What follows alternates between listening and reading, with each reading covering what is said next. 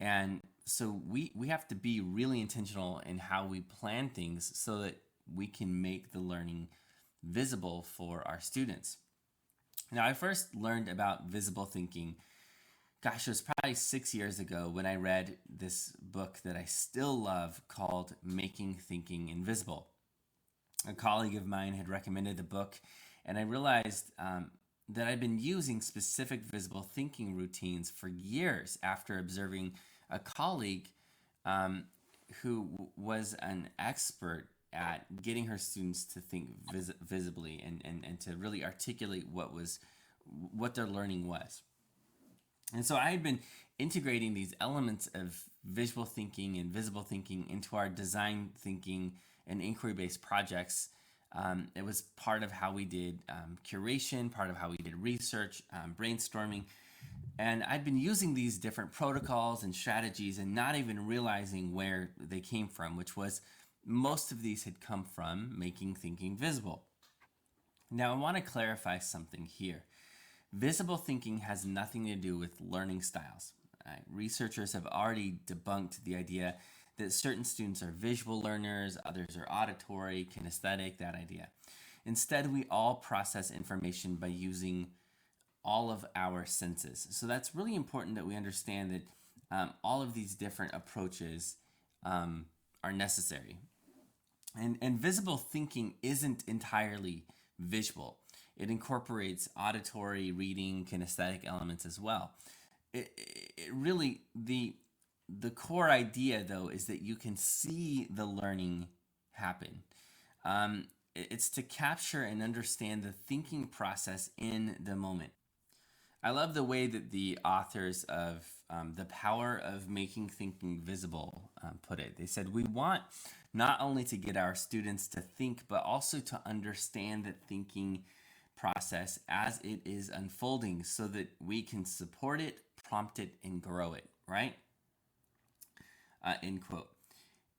This process focuses not only on what students are learning, but on how they are learning. As students engage in that process, they become more aware of their learning and they have that deeper metacognition. In addition, visible thinking can improve student engagement, student achievement as well. In my own experience teaching middle school and now at the university level, I've noticed that the learning tends to stick. Now, I don't have any research to back that one up. I just find that the learning lasts longer when they've made it visible. Students are able to organize their thinking and retain information for longer periods of time and at a deeper level. So with that in mind, I want to share some specific ways that we can do this. Now, if you haven't checked out the books Making Thinking Visible and The Power of Making Thinking Visible, there are links in the show notes and on the blog post that goes with this. And you can also check out the Visible Thinking website run by Harvard's Project Zero. They have all of these really cool protocols that you can check out and figure out where you're going to integrate those into your instruction. So here are some ideas. Number one, use visuals to spark new learning. Students can use visible thinking strategies as a way to make sense out of their new learning and generate questions as they explore their research topics or their design thinking projects, or as they craft their own experiments. And here's how it works. A teacher provides a video, a graph, a photo, whatever it may be, and that is a provocation for deeper learning. This might tie into students' prior knowledge, and it might spark their curiosity. And then the strategy that you use is a see, think, wonder. Students answer the question, what do I see? What do I think about? And what does it make you wonder? Individually, students might answer these questions in something like a Flipgrid video as a comment to the class learning management system or in their journals. Next, they can discuss these questions in a small group via the breakout room option in your video chat. In some cases, they might do something more open-ended. Students might look at a photograph in social studies and answer, what is going on in this picture? And it is much more open-ended in that moment. You might provide a graphic organizer with the five senses and have students focus on what they would see, feel, hear, and taste in the moment. I also like the step inside routine, and this comes from making thinking visible as well. You give students a picture or a video, and you have them answer what can this person or thing, and they can take the role of a person or an object in the picture. So I want to be really clear. It can be either one. What can this person or thing see, observe, or notice? What might this person or thing know, understand, hold true, or believe? What might this person or thing care deeply about? And then what might this person or thing wonder about or question? Again, students can debrief these ideas in a breakout room. They could fill it out in a Google form or in a shared document. You might even have them sketchnote their initial answers. And do something like creating a mock interview between themselves and the person or object in the historical photo. But the idea of what you're going for is that you're using two different things. You're using visuals or videos to prompt the new learning, right? So it's visual in that way, but you're also using a specific guided structure to help facilitate the visible thinking as well, so that students can tell you what they're thinking and they can make it visible through answering these different questions. I also like how Dan Meyer uses something similar to this with the what can you do with this?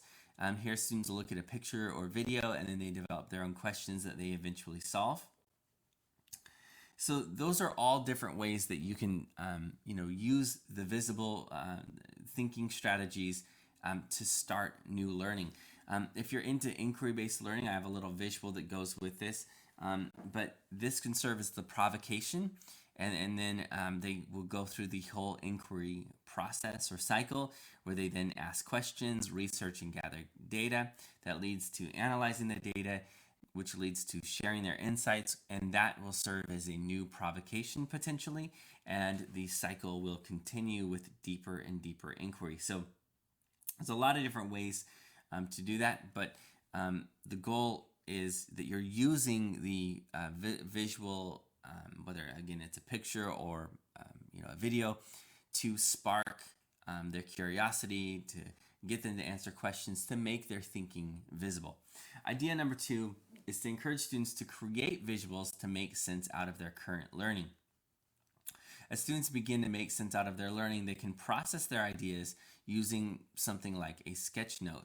Sketchnotes, also called visual note-taking, consist of a blend of words, pictures, icons, and organizational cues. So arrows, circles, dotted lines, things like that. And students use this to make sense out of the ideas in the moment. Students might sketchnote on a tablet or a digital notebook. I love, for example, the Remarkable 2. I use that all the time. They are not a sponsor. I'm not being paid from them. I just love Remarkables. Or on a sheet of paper. They might also do this during the direct instruction portion of a virtual meeting while they watch a video, listen to a podcast, or read an article. So there's a lot of different ideas for how you would have them sketchnote. And again, they're using it in the moment to make their thinking visible. And the process of putting it onto paper is what allows them to wrestle with new ideas. And I think it's important that students understand that it doesn't have to look pretty, right? So it doesn't have to look beautiful. It doesn't have to look artistic. And as a teacher, you'll need to stress this to students, that you are not assessing the artistry of their sketch notes. Students might also create an infographic where they visualize facts and data to tell a compelling story. Some students will prefer the sketchnote style that I just mentioned, and others will prefer using their own infographics, using kind of online programs. There's a lot of different great infographic programs online that you can check out. I'm not going to tell you which one works best. In a language arts or digital media class, students can make sense out of more sequential information using something like a storyboard instead. I loved using that to help students make sense out of sequencing of information. not just as they would plan their documentaries or even plan a narrative that they were writing, but also to make sense out of things that they had read. Another option is a concept map. Here, students create a web of concepts and share the connections between ideas. A concept map is a bit like a snapshot of the mind, and it captures how students are making sense out of the ideas by really focusing on how they're conceptualizing the information. And the focus is on the connections between concepts that they're making. Unlike a traditional web, a concept map is not a spoke and wheel. Typically, there are multiple lines moving between ideas, and sometimes students will put verbs in between those ideas. Other times, they create symbols or use the shapes and the colors to create an organizational system for their maps. There are some great online mapping tools. I love CMap tools. I've used it for well over a decade. Gosh, it feels like it's been like 20 years, but I'm not sure how long. I love CMap tools, and I just think they work really well. It can be a little wonky. It can feel a little outdated, so they might want to sketch out their concept maps by hand.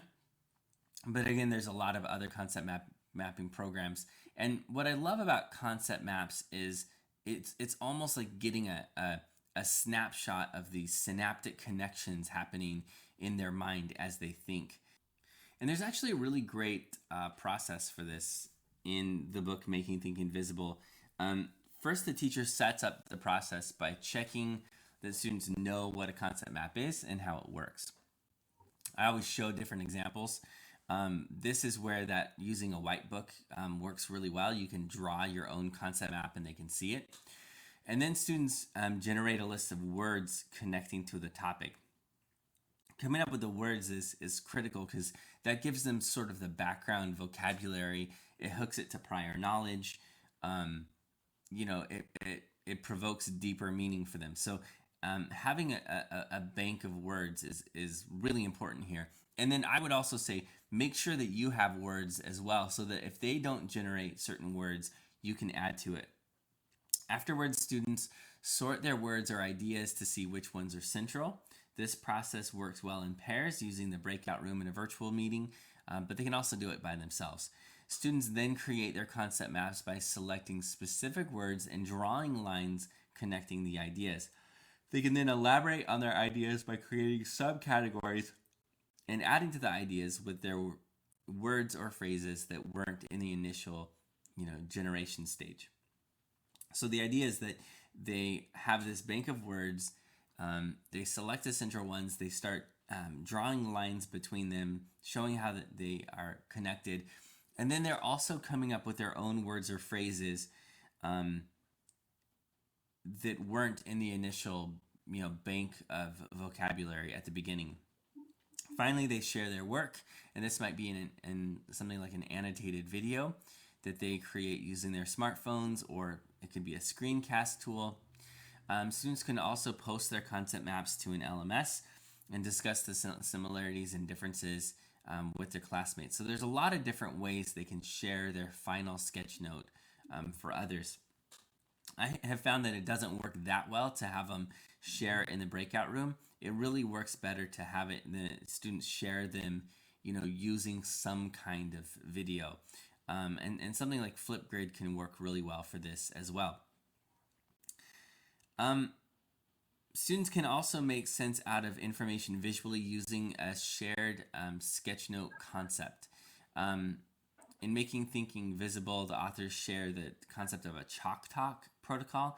It's similar to the graffiti board, if you've ever done that in person. In an online space, you can use an annotated whiteboard. It's an option on Zoom, or they can do it on Jamboard as a shared thinking space. So there's a lot of different ways. You can also have them use sticky notes, but it's kind of like creating a concept map for everyone to add to at the same time. And if it's not a concept map, you could have an essential question that they answer, and they all sketch on it, draw on it, add to it, type on it, whatever it may be. It looks messy, but it captures the thinking of the entire class. And they really begin to learn from one another. Idea number 3, create structures to help organize their thinking. As students make sense out of their ideas, they can begin to organize information visually. This might sound like, this might be something like a spreadsheet or a graph. It could be an outline, a slideshow, a Venn diagram, any kind of graphic organizer, a flow chart, a table. And I love using questions to provoke this at the same time. So you're using structures with that have a visual component, but you can also have these guiding questions. So for example, in making Think Invisible, there's the questions: how is the artwork or object connecting to something you already know about? What new ideas or impressions do you have that extend your thinking in new directions? And what is challenging or confusing? And again, that works really well in something like a table. But again, having students look, doing compare and contrast, using a Venn diagram, all of that works really well. And we can be doing that in our virtual meetings. Have students pull out a sheet of paper and do that, and then hold the paper up for others. Or take a snapshot and post it to the learning management system. I have a process for brainstorming that's highly visual that you can check out in the sketch video. But then when they're done with that, there's this great compass option that you can create as a graphic organizer with north, east, south, west. And so you have E is excited. What excites you about this idea? And you do this after students have been generating ideas and brainstorming. This works really well in project-based learning, design thinking. Worrisome, what do you find worrisome about this idea or proposition? What is the downside? Need to know, what else do you need to know or find out about this idea or proposition? What additional information would help you evaluate things? S is stance or suggestion for moving forward. What is your current stance or opinion? What suggestions do you have? And this works really well as a guided graphic organizer. And what you can do is you can have students fill this out on a Google Doc, fill out the graphic organizer on a Google Doc. You can create a template for each group. And they can have their conversation and discussion in a breakout room, but all of the students are on the same graphic organizer at the same time. And there's a lot of different ways that you can do that as well. So the fourth idea is to use visible thinking to help students reflect on their learning. Students can use visible thinking strategies to just make sense out of how they're doing in their learning. I love this in a recent podcast episode of How I Built This. Tim Ferriss described how he became good at ballroom dancing, or I think it was tango. And he said he watched a lot of video of himself in his performance and reflected on what worked and what didn't work. I've done this by, it feels cringy at times, but listening to my own podcast to hopefully make it more interesting or better.